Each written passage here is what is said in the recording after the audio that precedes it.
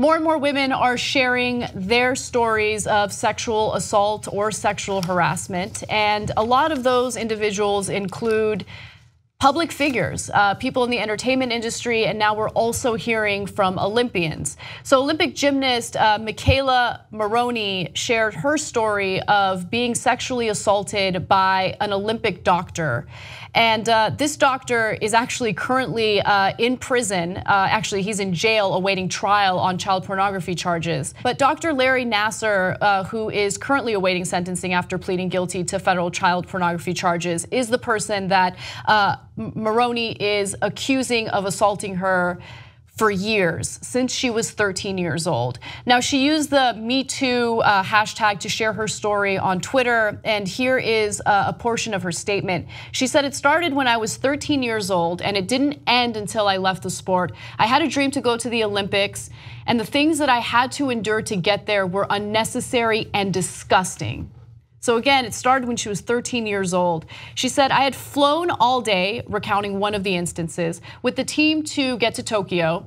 Nasser had given me a sleeping pill for the flight, and the next thing I know, I was all alone with him in his hotel room getting treatment. I thought I was going to die that night."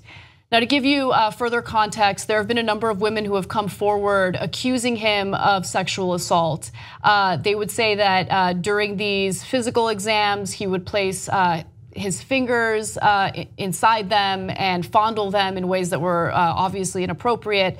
And so he is pleading not guilty to those charges, but when it comes to child pornography, he has agreed to plead guilty.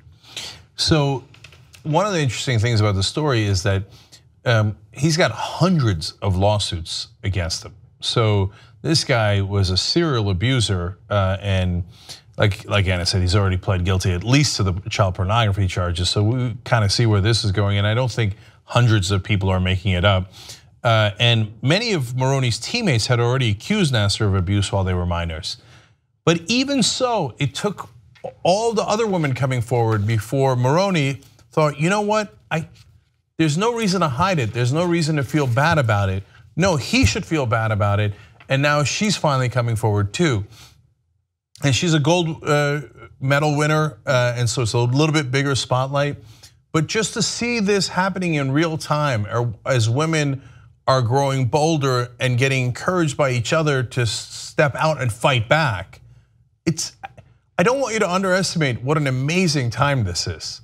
It's really, and like it's happening right in front of our eyes as the culture is shifting. Because it's apparently, I mean, and as we see one story after another, amazing what men used to get away with, and we never talked about Ailes, Cosby, Weinstein, Trump, and the list goes on and on. Nasser, and it was all buried, all buried. You get pop little stories here and there, but we had no idea how endemic it was, and maybe women knew it a hell of a lot better than men did. But to see it unfolding in real time as women kind of stand up together collectively and go no more, it's wonderful to see. It is, and what's also incredible and depressing at the same time is because of this Me Too campaign, there have been so many women that I know personally speaking up and sharing stories that I didn't previously know about. And it's just heartbreaking to know, the number of women that we all know that have gone through this. And I've been thinking about the Me Too campaign a lot because there are women who share some of the most heinous stories, like what Maroney is talking about, being fondled, being sexually assaulted like that. And so when I think about things that I've gone through, I feel like it's not appropriate for me to share the stories that I've experienced, right? So I have shared the story of the guy who was riding his bike and he went around, he slapped my butt.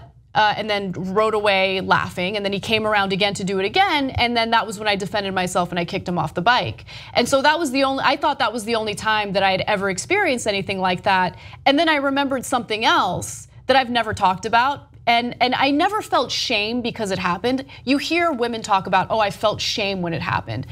But I actually feel shame now because when it happened, I just thought of it as, well, that's just the way things go and I have to accept it. And I feel embarrassed by that. So I'm not naming any names, but I remember talking to you about it, so you will remember it.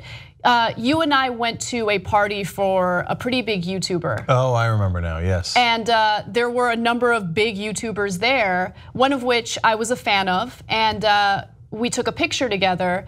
And as we were taking that picture, he thought that it was, by the way, my boyfriend at the time was taking the photo of us. He thought it was completely appropriate to grab my ass as that picture was being taken. And so it's weird because I at the time, yeah, I didn't like it, but I just kind of like put it in the back of my head as this is just the way things go. This is how people treat you sometimes. There's nothing I can do about it. And that kind of stuff happens all the time. And I actually find myself lucky that I haven't had to go through some of the extreme situations that other women have had to go through. But every woman has gone through something like that, you know? Yeah, and maybe with this movement, it's going to get a lot harder because you know, if you're a guy and you're thinking about sexually harassing a woman or assaulting them, you sure it's not going to get put on social media immediately? So you better think twice.